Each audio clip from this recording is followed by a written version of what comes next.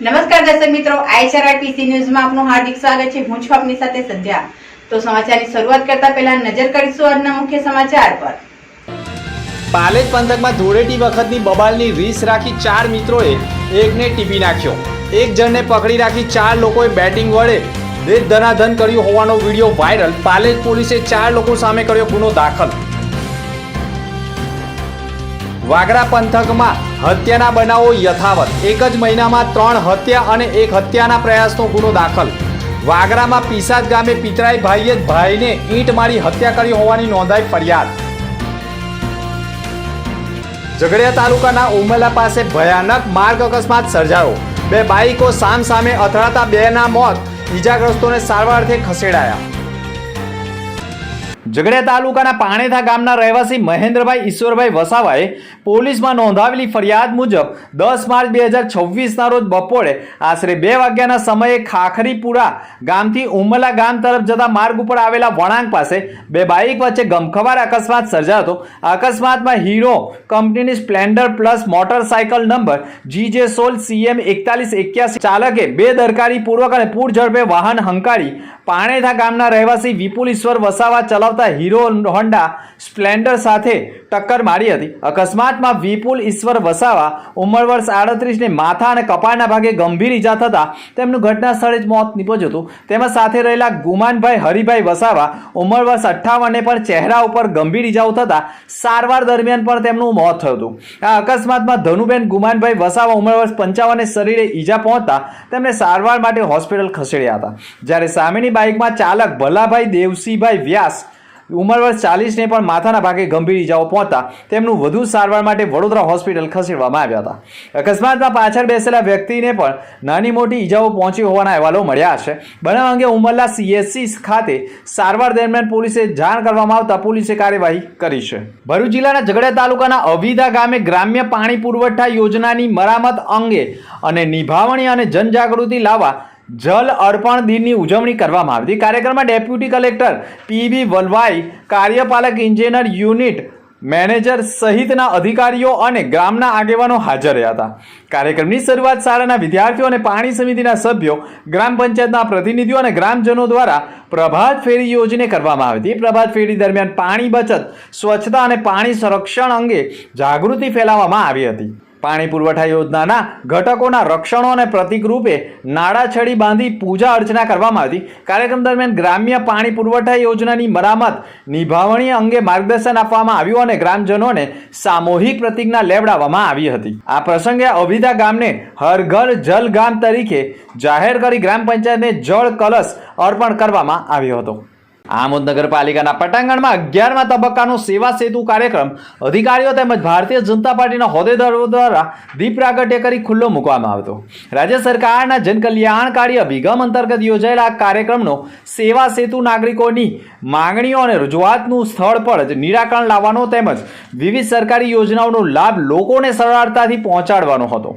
આ કાર્યક્રમ દરમિયાન નગરપાલિકાના ટેક્સ વિભાગની કામગીરી, આવક અને જાતિના દાખલા, આધાર કાર્ડ સેવાઓ તથા PMJY યોજના સહિત હેલ્થ ચેકઅપ, નવા વીજ કનેક્શન માટે માર્ગદર્શન તથા બેન્કિંગ સેવાઓ અને જન્મ મરણ પ્રમાણપત્ર, ગંગા સ્વરૂપ સહાય તથા નિરાધાર સહાય અને વૃદ્ધ વંદના યોજના સહિતની વિવિધ સેવાઓ અંગે નાગરિકોને માર્ગદર્શન અને સહાય આપવામાં આવી હતી।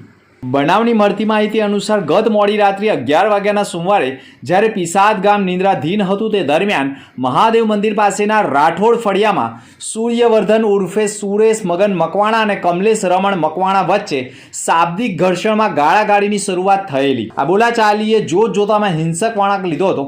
આવેશમાં અંધ બનેલા કમલેશ મકવાણાએ માનવતા નેવે મૂકી નીચે પડેલી ઈંટ ઉપાડી સૂર્યવર્ધનના માથાના ભાગે એક પછી એક જનુની ઘા ઝીકી દેતા માથા જેવા નાજુક ભાગે થયેલી ગંભીર ઈજાના પગલે સૂર્યવર્ધક લોહી લુહાણ હાલતમાં થતા જમીન ઉપર ઢળી પડતા તેમનું મોત થયું હતું।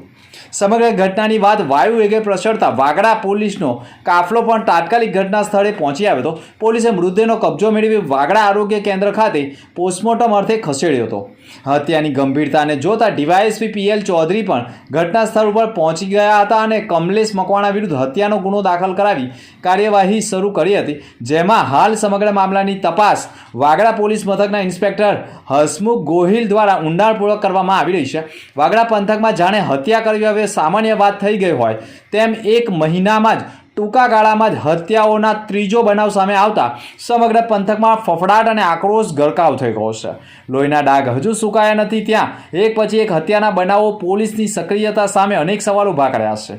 પ્રથમ રહાડ ગામ નજીક બનેલી ઘટનામાં આરોપીઓએ પોતાના સ્પા સંચાલક કૃણાલ પટેલની હત્યા કરી લાશને કોથળામાં નિકાલ કર્યો હતો. ત્યારબાદ મુલેર ગામે પણ ત્રિપુટીએ હત્યાનો પ્રયાસ કરી ગ્રામજનોમાં ભયનો માહોલ ઊભો કરવાનું કૃત્ય કર્યું હતું અને પીપલિયા ગામે પણ થયેલી વૃદ્ધની ઘાતકી હત્યા અને હવે પિસાદમાં ખેલાયેલા આ ખૂની ખેલ વાગડા પંથક જાણે ગુનેગારોનું રણભૂમિ બની ગયું હોય તેવું લોકો માની રહ્યા છે. જોકે વાગડા પોલીસ મથકના પીએ હસમુખ ગોયલે હત્યાનો પ્રયાસ કરનાર હનીફ ગઢનું પણ ભવ્ય સરઘસ કાઢ્યું હતું અને કાયદાનો પાઠ ભણાવ્યો હતો. પરંતુ વાગડા પોલીસ મથકમાં હત્યા અને હત્યાના પ્રયાસોની ફરિયાદ નોંધાતી હોય જેમાં એક જ મહિનામાં 3 હત્યા અને 1 હત્યાના પ્રયાસની ફરિયાદ દાખલ થઈ ચૂકી છે. ભરૂચ જિલ્લામાં વિવિધ વિસ્તારોમાં ગેરકાયદેસર રીતે માટી અને રેતીના ખોદકામના બનાવો સામે આવતા હોવાની ફરિયાદો વચ્ચે હવે ફરિયાદ કરનારાઓની વ્યક્તિગત માહિતી લીક થઈ હોવાનો ગંભીર આક્ષેપ સામે આવ્યો છે.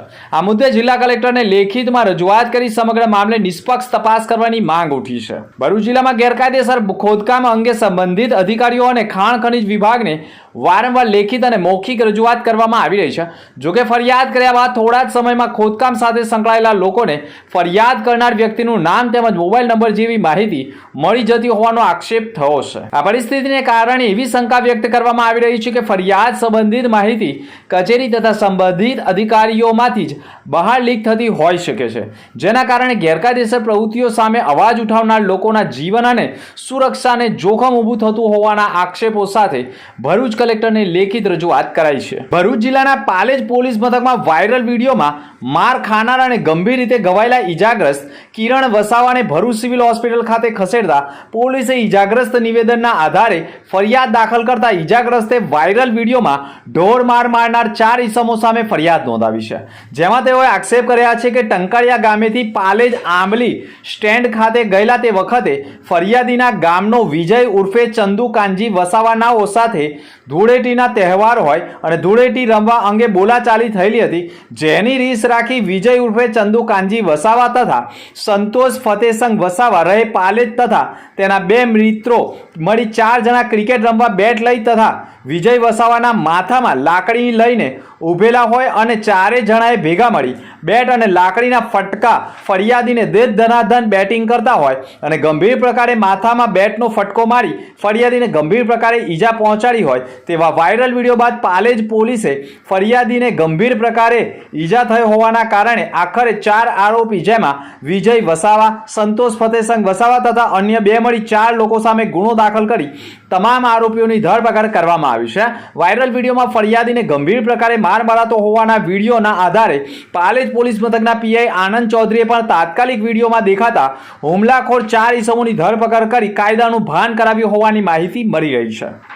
ગુજરાત પ્રદેશ કોંગ્રેસ સમિતિના મહામંત્રી સંદીપ માંગરોળાએ ભરૂચ અને તાપી જિલ્લામાં મહિલાઓ અને બાળકો ગુમ થવાના વધતા બનાવોને લઈ રાજ્ય સરકારને કડક પ્રશ્નો પૂછ્યા છે. વિધાનસભામાં રજૂ થયેલી માહિતી અનુસાર છેલ્લા 2 વર્ષમાં આ જિલ્લાઓમાં અનેક મહિલાઓ અને બાળકો ગુમ થવાના કેસો નોંધાયા છે, જેમાંથી કેટલાક હજુ સુધી શોધવાના બાકી છે. સંદીપ માંગરોળાએ આક્ષેપ કર્યા છે કે વિશ્વભરમાં માનવ વેપાર અને બાળ શોષણના મોટા રેકેટ સામે તપાસો બહાર આવી શકે તેમ છે. અમેરિકામાં એપ્સ્ટીન કેસે બતાવ્યું કે કેવી રીતે શક્તિશાળી લોકોના નેટવર્ક દ્વારા આવા ગંભીર ગુનાઓ ચલાવવામાં આવતા હતા. આ સંદર્ભમાં તેમણે સવાલો કર્યા કે ગુજરાતમાં સતત મહિલાઓ અને બાળકો ગુમ થવાના બનાવો પાછળ કોઈ મોટા માનવ વેપારનું નેટવર્ક તો કાર્યરત નથી ને. તેમણે કહ્યું કે રાજ્ય સરકાર અને પોલીસ તંત્રએ આ મુદ્દે ગંભીરતા દાખવી નથી. જો સમયસર કડક તપાસ ન થાય તો આવા બનાવો સમાજ માટે અત્યંત ખતરનાક બની શકે છે. સંદીપ માંગરોળાએ તાત્કાલિક તપાસની માંગ કરી છે અને કાર્યવાહી કરવાની પણ માંગ ઉઠાવી છે. સાથે એસઆઈટીની રચના કરવાની પણ માંગ કરી છે. અંતમાં ફરી એક નજર આજના મુખ્ય સમાચાર પર. પાલેજ પંથકમાં ધૂળેટી વખતની બબાલની રીસ રાખી 4 મિત્રોએ એકને ટીપી નાખ્યો. એક જણને પકડી રાખી 4 લોકોએ બેટિંગ વડે દે ધનાધન કર્યું હોવાનો વિડીયો વાયરલ. પાલેજ પોલીસે 4 લોકો સામે કર્યો ગુનો દાખલ. વાગરા પંથકમાં હત્યાના બનાવો યથાવત. એક જ મહિનામાં 3 હત્યા અને 1 હત્યાના પ્રયાસનો ગુનો દાખલ. વાગરામાં પીસાદ ગામે પિતરાઈ ભાઈએ જ ભાઈને ઈંટ મારી હત્યા કરી હોવાની નોંધાઈ ફરિયાદ. ઝઘડિયા તાલુકાના ઉમરલા પાસે ભયાનક માર્ગ અકસ્માત સર્જાયો. 2 બાઇકો સામસામે અથડાતા 2ના મોત, ઈજાગ્રસ્તોને સારવાર અર્થે ખસેડાયા. તો હતા અત્યાર સુધીના સમાચાર. નવા સમાચાર સાથે ફરી મળીશું. નમસ્કાર.